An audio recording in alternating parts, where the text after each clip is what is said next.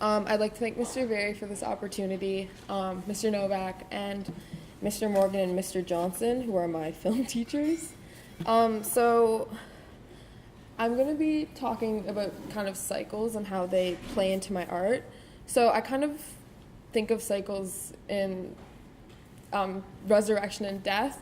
Resurrection not necessarily being the beginning and death not necessarily being the end, but they're kind of a duality that exists and they're constantly in motion. And I feel like I personally can't really stray away from resurrection and death. I'm constantly growing and moving as a person throughout my daily life.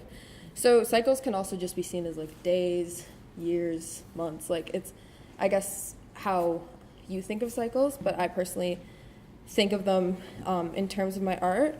So I don't, like, over the past couple years, I've been thinking a lot about circles. I don't know why, but, like, circles have been a motif throughout all my sketchbooks.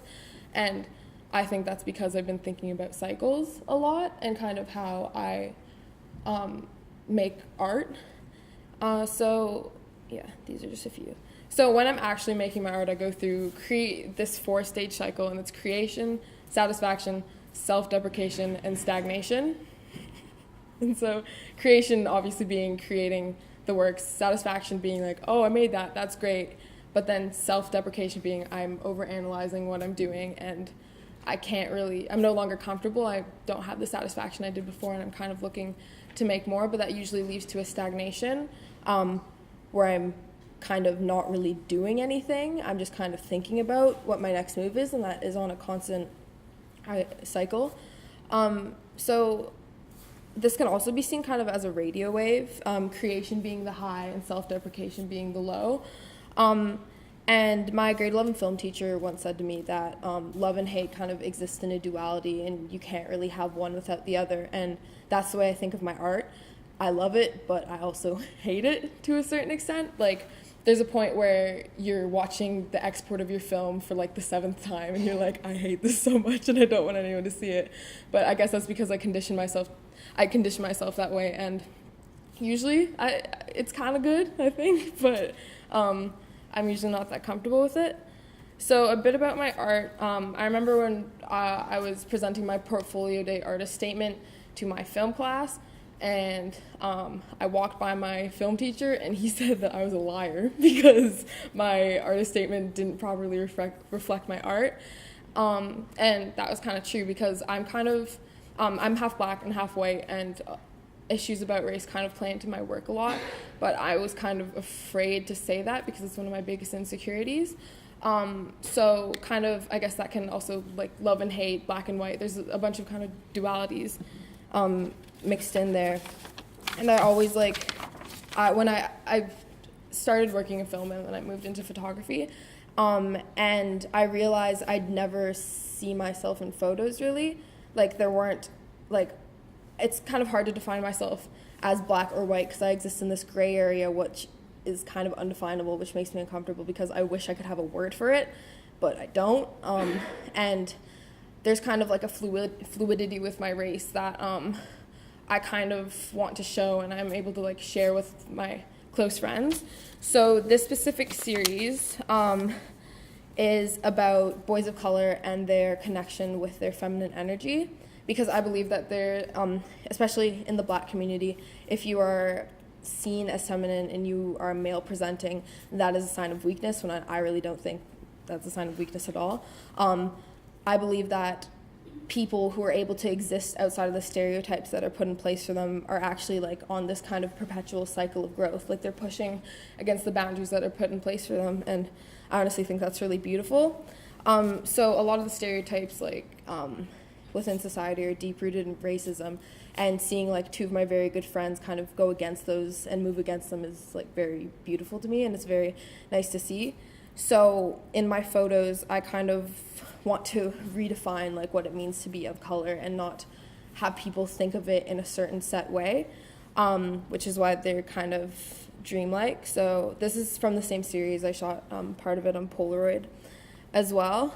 So also I mainly only shoot people of color, or, like, in my works, because I can see myself in them and I can find kind of even ground with them. And there's kind of like when I have usually a camera makes someone act different when you put it in front of them, but when I find if I take a camera out and it's kind of with someone who I can relate to, it doesn't impact them as much, and there's kind of just a very comfortable and honest depiction of them through the lens. So yeah, I really want my photos to be used as tools of empowerment, because there's like strength. You can see there's strength in these people. There's confidence in these people, and a lot of the times that's not necessarily seen or it's expressed by these people, because people of color are kind of limited to what society puts in place for them. So in film, I've watched, I think, 9 films so far this school year. And after we watch every single film, we break it down and we talk about it. And usually, like on the surface, especially Grand Illusion, it's a narrative film. If you watch it the first time through and don't really think about it, it doesn't seem like there's anything there. But it's actually like, I think this film resonated with me the most on a thematic level. So basically, it's about these 2 French soldiers who are captured by a German army, and they kind of, they're obviously like very different culturally. They speak a different language, but they kind of, the way Renoir shoots them is that they always seem to be on the same plane. No one is ever bigger in the frame, no one is ever smaller in the frame, and they're all seen as equal. And he's kind of making a comment on borders, like man-made borders, physical or even like social, and how they're kind of arbitrary, and at the root of everything we're all the same, which I like believe to a certain extent. So when I think of borders, and I was thinking about how borders apply to me, I was thinking about how my family, to get to Canada, they had to overcome borders, which they're all permeable, but it's kind of, you have to find a way to cross them. And borders, I was thinking about them in terms of myself and how these are barriers. And to overcome adversities, I have to kind of cross these permeable but invisible barriers to kind of like better myself as a person, which I think is really beautiful in a way. Like, I'm always facing new problems and facing new adversities, but I always find a way to overcome them, and that's kind of on the road to perpetual growth, I guess. And so last year I always like had this, I would always write this in my sketchbook. I'd say I needed to break the surface, which I guess the surface is another representation of these permeable borders. And so I think art has been kind of a tangible way to witness my growth as a person and as a person of color, and it has helped me kind of overcome different problems and barriers in my life, and it has kind of helped me on this, I guess, perpetual cycle of growth. And I'm really grateful to have the privilege to be able to practice making film and taking photos in an institution that's like so amazing. And yeah, thank you.